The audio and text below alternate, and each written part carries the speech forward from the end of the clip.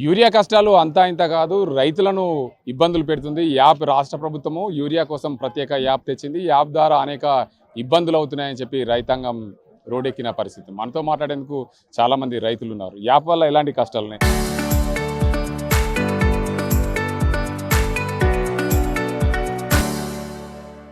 మీరు ఎప్పుడైనా యాప్ ఉపయోగించారా? ఎట్లా ఉపయోగించారు? యాప్ ఉపయోగించినాం. పొద్దుగాల 6 గంటలకు టైమింగ్ పెడుతున్నారు. కష్టం అంటే ఇప్పుడు ఈ యాప్ ఓపెన్ చేసే లోపల ఇప్పుడు నేను ఇప్పుడు 6వ తరగతి చదువుకున్నా. ఈ యాప్ ఇట్లా ఓపెన్ చేసి నేను అందులో పోయే వరకు అయితే అయిపోతుంది 2 నిమిషాలలో ఊరియా. యాప్ ఎట్లా బుక్ చేసుకోలే. ఇప్పుడు నాకు వీలు కాక పిల్లలతో చేయించుకుంటున్నాం. 3 గంటలకు టైం పెడితే 3 గంటలకు పిల్లల దగ్గర పోయి కూర్చుంటే అవుతుంది. వ్యవసాయం పెట్టి పొద్దున 6 గంటలకు పిల్లలను లేపి పెట్టుకొని కూర్చుంటే అవుతున్నది. ఇప్పుడు పొద్దుగల పోయి ఇప్పుడు వర్షాలు లేవు, మక్క వారించుకోవాలన్నా యాప్లో కాడ కూర్చోవాలా.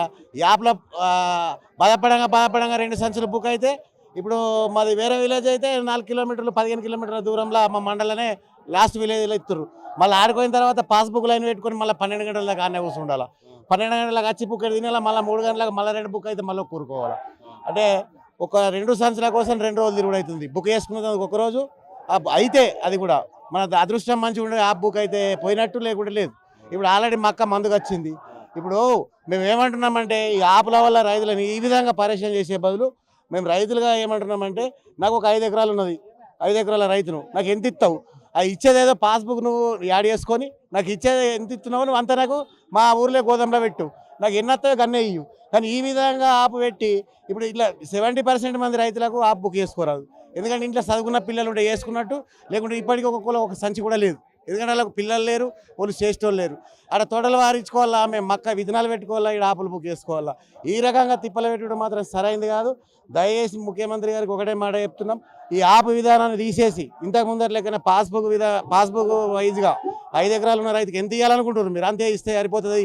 ఎందుకంటే రైతులను ఈ విధంగా తిప్పలు పెట్టుడు స్వయాన నేనే ఒక వారం రోజుల నుంచి లెంకంగా 3 రోజుల్లో నాకు 4 సంచులు దొరికినాయి అంతే. 5 ఎకరాలు ఉన్న రైతు నేను 4 సంచులు దొరికినాయి.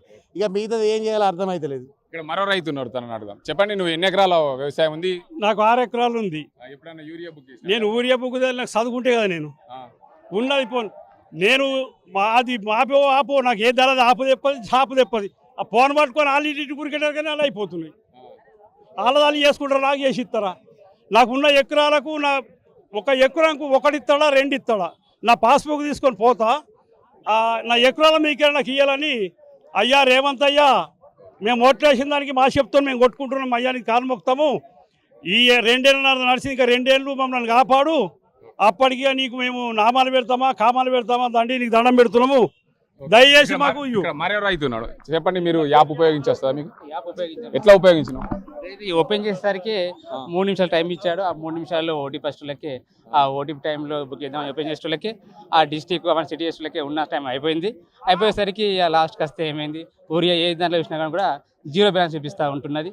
ఎటువంటి ఆ పొద్దుగాల లేచి ఈ రోజులలో తోటలో మనం రెడీ అయితే మొబైల్ పట్టుకుని వచ్చి ఫోన్ చూసి యాప్ కోసం బుక్ చేసుకోవడం వాళ్ళకి ఉన్న సమయం అయిపోయి ఇక ఊరియా కోసం తిరగల్లా తోటలోకి పోయి పరగం పారించుకోవాలన్న వ్యవస్థ ఏర్పడేది ఈ రోజులల్లో.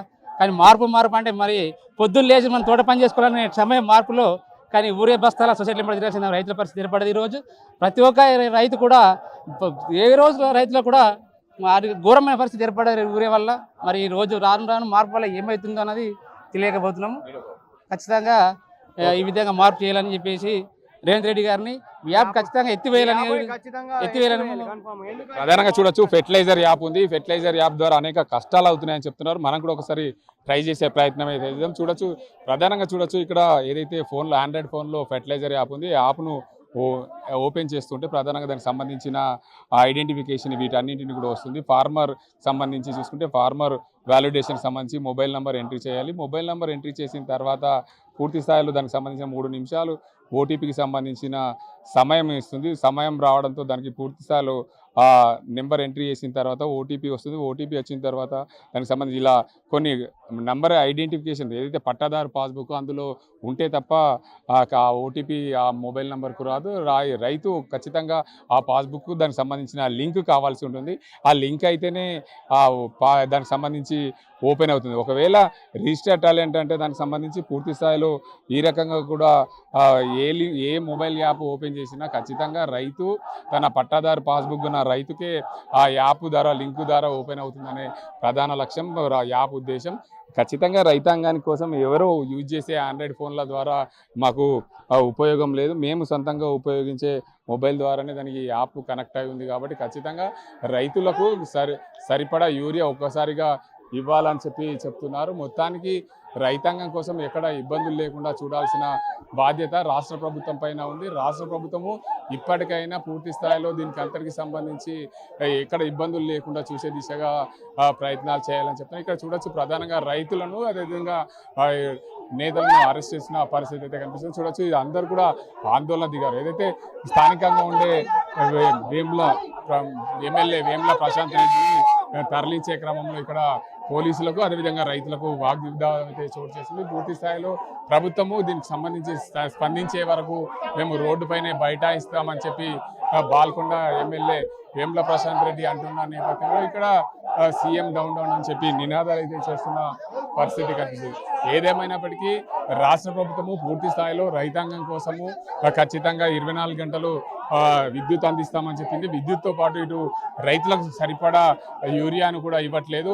ఖచ్చితంగా నిజామాబాద్ జిల్లాలో 6 లక్షల ఎకరాల వివిధ పంటలు సాగవుతాయి. 6 లక్షల ఎకరాల్లో సుమారు 3 లక్షల మంది రైతులు ఉన్నారు. 3 లక్షల మందిలో 1,50,000 మంది రైతులు ఇప్పటికే 1,50,000 మంది రైతులే ఇప్పటి వరకు ఈ యాప్ను ఉపయోగించారు. జిల్లా అధికారిక లెక్కల ప్రకారం ఒక్కొక్కరికి 2 సంచుల పైనే ఇచ్చారు. మిగతా 1,50,000 మంది ఎలాంటి యూరియా తీసుకోలేదు. దానివల్ల ప్రభుత్వం పూర్తి స్థాయిలో తక్షణమే ఇవ్వాలని చెప్పి డిమాండ్ చేస్తున్న పరిస్థితి. ఏదేమైనప్పటికీ రైతాంగానికి ఇబ్బందులు కలగకుండా చూసే దిశగా ప్రభుత్వము అన్ని రకాల చర్యలు చేపట్టాల్సిన అవసరం ఉంటుంది. కానీ ఇక్కడ కూడా రైతులకు సరిపడా ఎరువులు సప్లై చేయడం లేదని చెప్తుంది. ప్రధానంగా ఈ యాప్కి సంబంధించి చూసుకుంటే ఒక రైతు తన పట్టాదారు పాస్బుక్ ఎంట్రీ అవుతేనే దానికి సంబంధించిన యాప్లో యూరియా బుకింగ్ కోసం అవకాశం ఉంటుంది. ఆ యూరియాకి సంబంధించి చూసుకుంటే జిల్లాకు సంబంధించిన ఏ సొసైటీలోనైనా ఉన్న సొసైటీలో ఏదైతే స్టాక్ ఉన్న సొసైటీలో దానికి సంబంధించిన యూరియా కనిపిస్తుంది. కానీ దీనికి సంబంధించి ఎక్కడ కూడా ఆ స్టాక్ ఉన్న సొసైటీకి వెళ్ళేసరికి మేము బుక్ చేసుకునేసరికి మాకు సమయం అంతా పోతుంది, మాకు బుక్ అవ్వడం అని చెప్పి రైతులు ఆందోళన చేస్తున్న పరిస్థితులు కనిపిస్తుంది. ఇది ఇక్కడ పరిస్థితి. Camera sir Gangareddy, RTV news.